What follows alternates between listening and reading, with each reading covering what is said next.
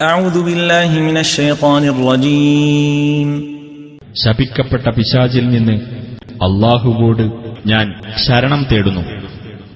وإن تطع أكثر من في الأرض يضلوك عن سبيل الله إن يتبعون إلا الظن وإن هم إلا يخرصون.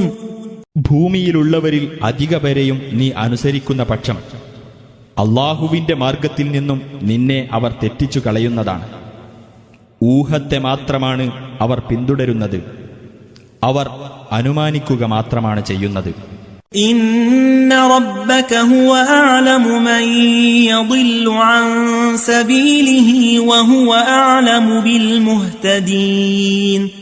തന്റെ മാർഗത്തിൽ നിന്ന് തെറ്റിപ്പോകുന്നവൻ ആരാണെന്ന് തീർച്ചയായും നിന്റെ രക്ഷിതാവിനറിയാം.